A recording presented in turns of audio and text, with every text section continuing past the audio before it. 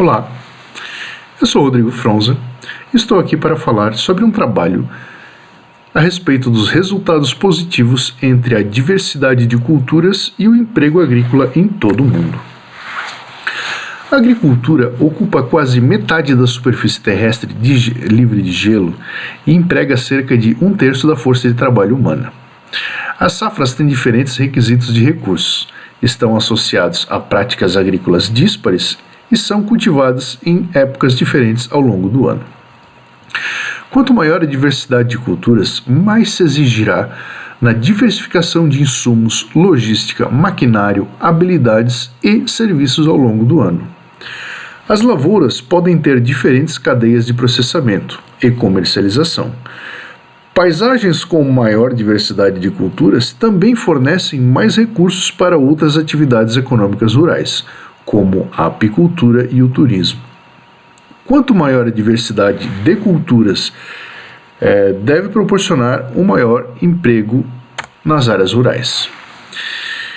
Então, trazemos na figura 1 um exemplo prático do que falamos anteriormente. Quando temos uma maior uniformidade das práticas culturais, temos uma maior diversidade de insumos, serviços e máquinas, e maior o número de cadeias de comercialização e processamento. Em consequência disso, temos mais empregos agrícolas. Quando temos uma menor uniformidade, temos uma baixa diversidade de emprego de maquinário, processamento, insumos e cadeias de comercialização e produção. Com isso, temos um decréscimo na empregabilidade agrícola. Então, nesse trabalho para avaliar a importância da diversidade de culturas e a promoção do emprego agrícola, foi compilado um conjunto de dados em escala nacional, com base nos dados da FAO, do PNUD e do Banco Mundial.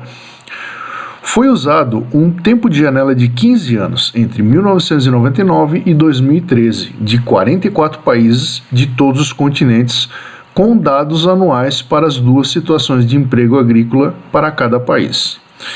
A primeira situação os funcionários da agricultura foram definidos como um número de pessoas de idade produtiva, entre 15 e 65 anos, que realizaram uma atividade agrícola direta. E, em segundo lugar, a proporção de emprego agrícola no total de empregos.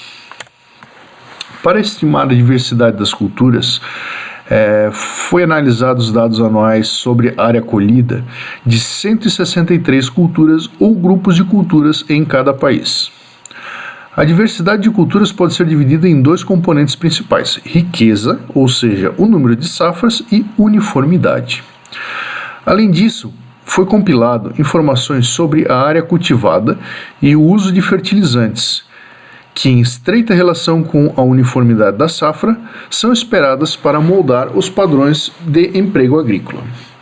A soma das áreas colhidas de todas as culturas, que reflete o tamanho do setor agrícola, e o uso de fertilizante de nitrogênio sintético, que reflete o investimento do país em insumos externos e tecnologia incorporada, também foram analisados.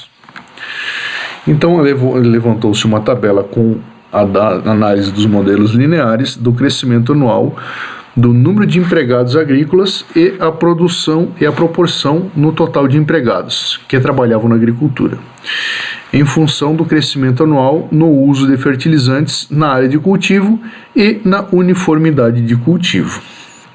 As pontuações de F de ANOVAs marginais tipo 3, coeficiente de regressão parcial e erros padrão. Então, entre os países, o crescimento anual do número de funcionários variou em uma taxa menor com a uniformidade do crescimento da área cultivada ou insumo de fertilizante por coeficiente de regressão, que foi 1,4. Como esperado na área cultivada, associou-se positivamente ao crescimento de empregados agrícolas, enquanto o consumo de fertilizantes apresentou uma relação negativa. Então, houve a correlação positiva e também houve a correlação negativa conforme o uso de fertilizante. Países com maior crescimento na uniformidade da safra têm mais empregos agrícolas e esses efeitos não se confundem com o tamanho do setor agrícola ou incorporação da tecnologia. A redução da uniformidade de safra encontrada aqui, para muitos países, pode ter consequências de várias dimensões, incluindo a perda de safras locais e tradicionais, contribuindo para a homogeneização global das dietas entre outros países. Esse foi um tema que já foi discutido em nossa sala de aula, inclusive na aula passada foi citado que a grande maioria da agricultura mundial se resume a poucas variedades de produtos cultivados, poucos grãos. Os resultados sugerem que as políticas poderiam ser projetadas para melhorar a uniformidade da safra e trabalhando sem comprometer ou mesmo até possivelmente promover outros setores econômicos. Diminuições globais da uniformidade da safra estão associadas à intensificação convencional, principal processo que impulsiona a produção agrícola durante as últimas décadas. A intensificação convencional consiste em aumentar o tamanho do campo de cultivo, criando-o mais homogêneo possível nas paisagens, ou seja, com menor uniformidade, e o aumento de uso de agroquímicos, incluindo fertilizantes.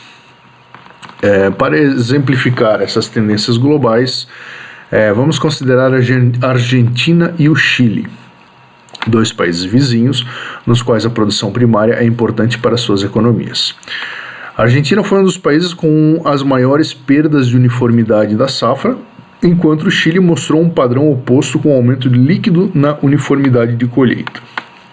Dentro da Argentina, a perda da uniformidade foi associada a uma rápida expansão da soja, que representou o principal produto de exportação e fonte de dinheiro e correspondeu à grande migração urbana. Então, analisando essa figura, a gente consegue observar que a Argentina sofreu uma redução importante na uniformidade da sua safra durante os anos de estudos, enquanto a uniformidade do Chile aumentou ligeiramente. Cada gráfico mostra a porcentagem de área cultivada na outra cultura. Então, aqui nós podemos observar na Argentina que o cultivo da soja aumentou consideravelmente, fazendo mais de 50% hoje da produção agrícola do país ser soja. O trigo a gente observa e as flores de girassol tiveram uma redução significativa, né? Enquanto a soja aumentou ocupando esses espaços. Já no Chile, a gente consegue observar uma uniformidade da produção, onde aumentou a quantidade de produções mais homogêneas em relação aos anos anteriores. E isso a gente consegue observar reflexos positivos no emprego no Chile em relação à Argentina. Então, as políticas chilenas incluíram subsídios para pequenas empresas agrícolas, aumentando a produtividade por empregado rural e a participação das mulheres no trabalho agrícola. Uma maior diversidade de culturas devido a tamanhos de campos menores e maior riqueza de safras no Chile foram associados com a menor perda de empregos agrícolas e melhores condições de trabalho.